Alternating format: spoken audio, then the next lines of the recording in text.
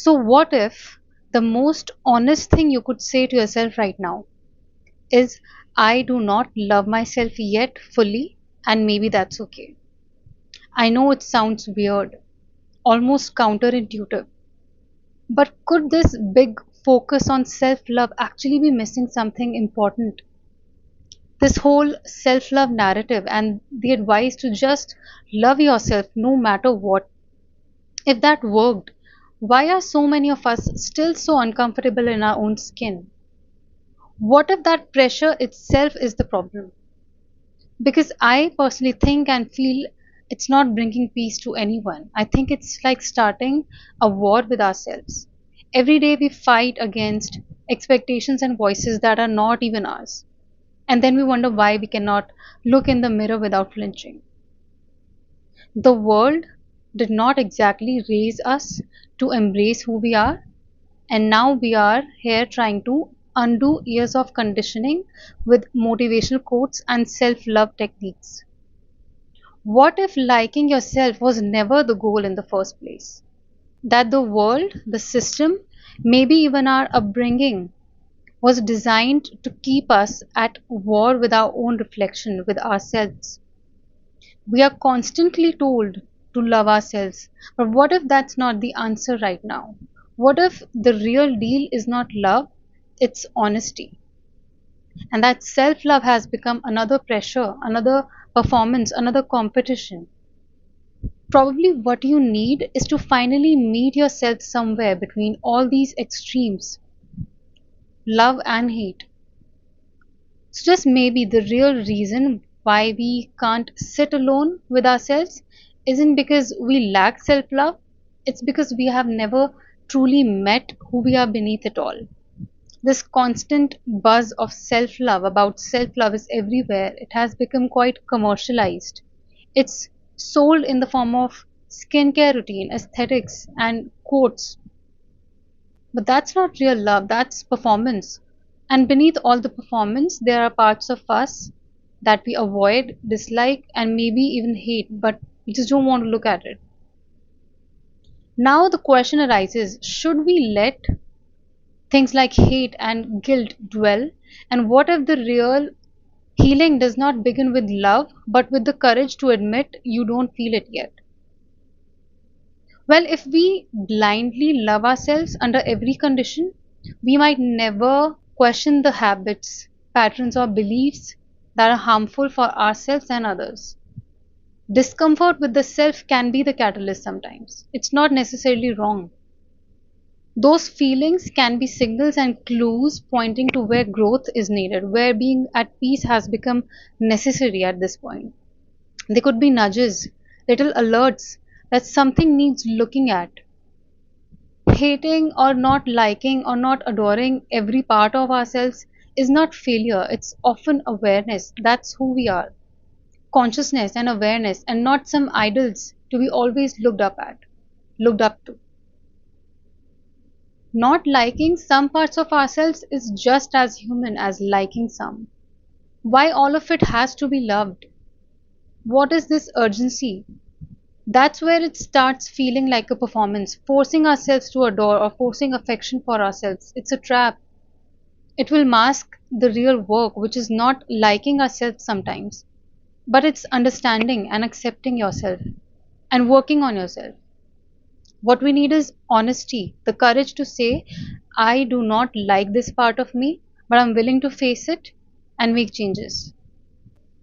We are often waiting for self compassion to show up, to come into the picture automatically. But what if it comes through action, through making peace, through accepting, through making a move, compassion through action? It's more about understanding ourselves deeply, including the difficult bits, self realization.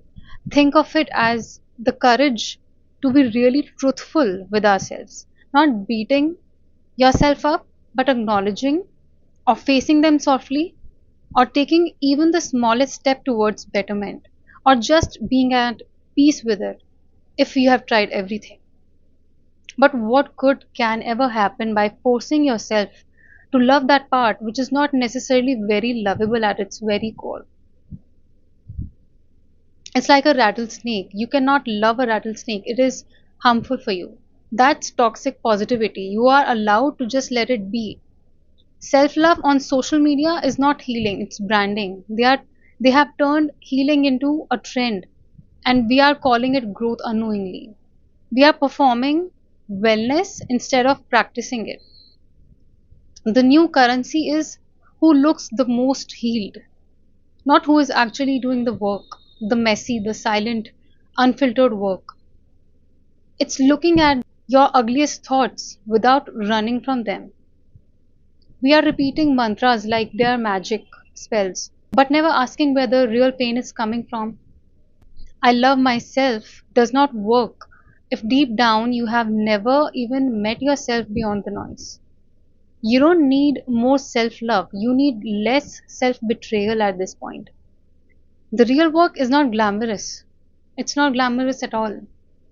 And it all starts quietly in introspection, in silence, not by performing or forcing love, not by plastering over pain with positivity, but understanding instead. I'm not asking to abandon yourself.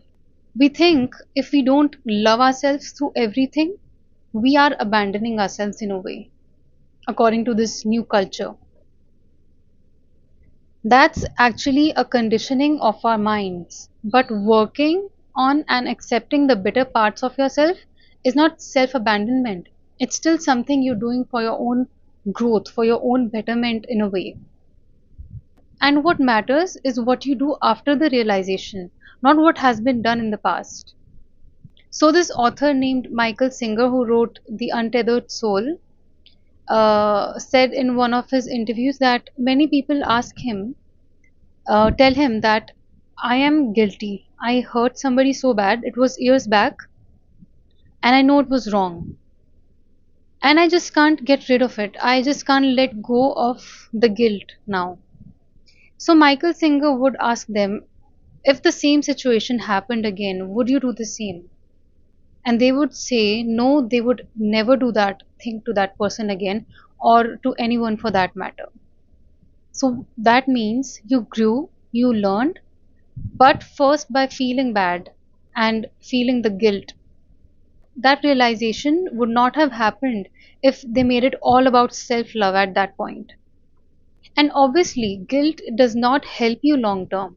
And it does not have to be extreme opposites like being in guilt all the time or being in love all the time with yourself. But our mind is very expansive. It can handle all kinds of emotions and feelings.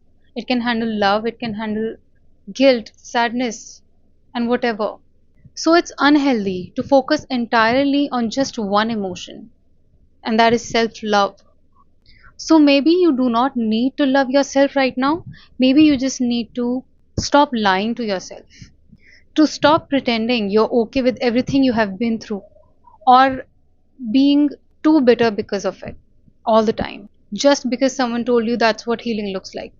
Because the parts we hide do not disappear, they wait.